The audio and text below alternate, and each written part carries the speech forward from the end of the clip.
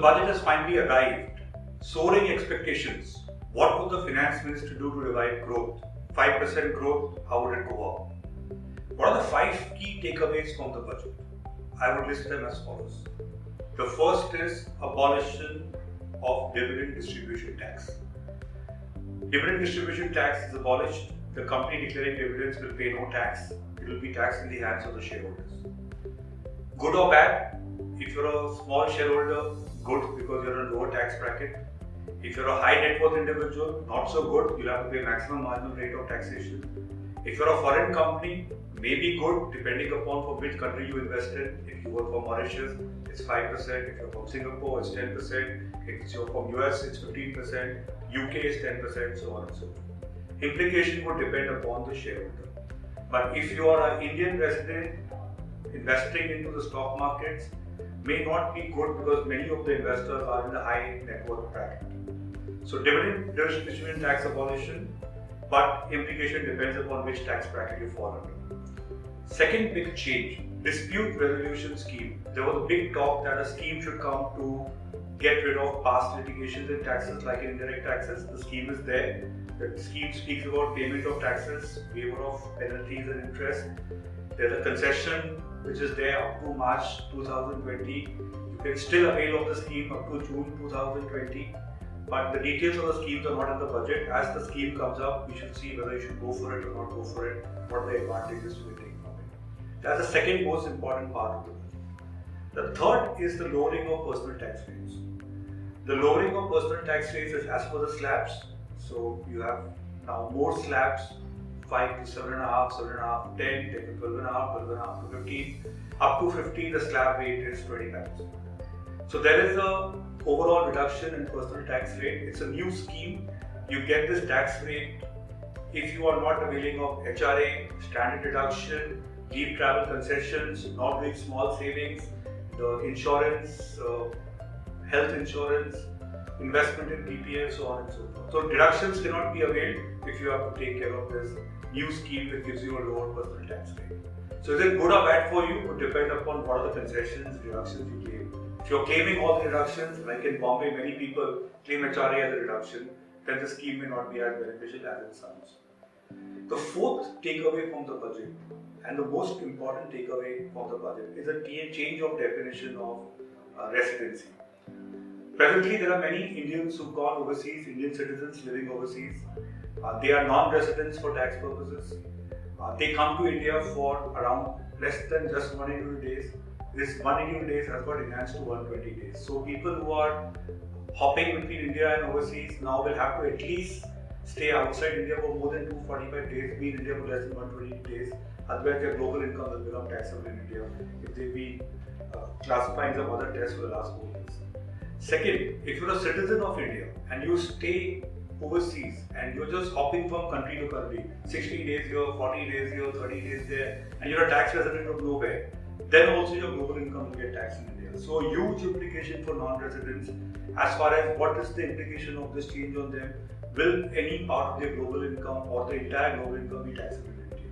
So 4 changes which really top the budget is dividend distribution tax abolition. Second is, as we spoke, dispute resolution scheme. Third, as we spoke about this non-residency test which is there. And there are other concessions which have been given to foreign investments, like withholding rate for NCDs of foreign debt has been extended by 3 years. The 5% rate will be available in 2023. There are concessions available for sovereign wealth fund, Abu Dhabi sovereign wealth fund, and their subsidiaries for investment into infrastructure in India. They have a concessional rate of 5%. So there are concessions given to foreign investment. There are concessions given to power plant. They would be considered as new undertaking and can get a concessional rate of 15%. So there are bits and bits of concessions given for certain area of mobilization. The question is fiscal deficit versus government spending.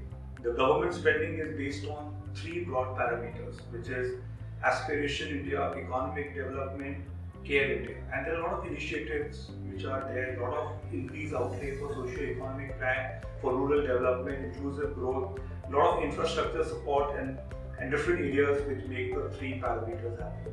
So the spend is there. Fiscal deficit is budgeted to be around 3.5%.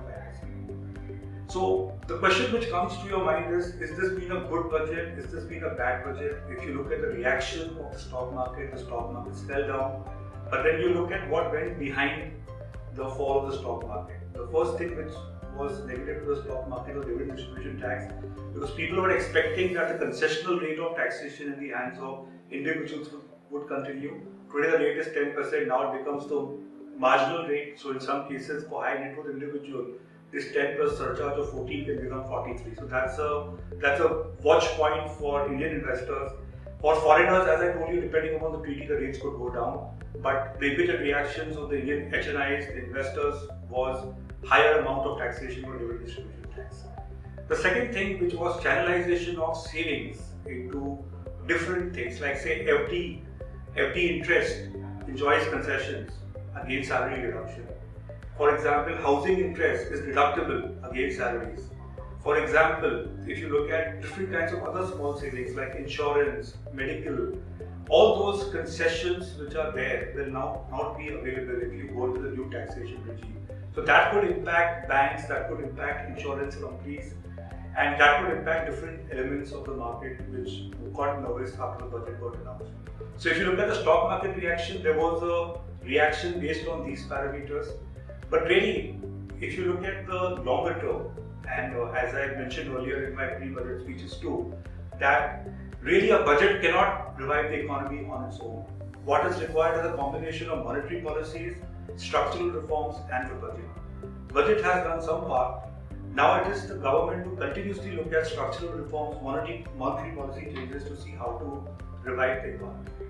And then the question comes to fiscal deficit, because the fiscal numbers, the fiscal deficit of 3.5% is assuming some growth assumptions for next year. If this growth doesn't happen, then what will happen?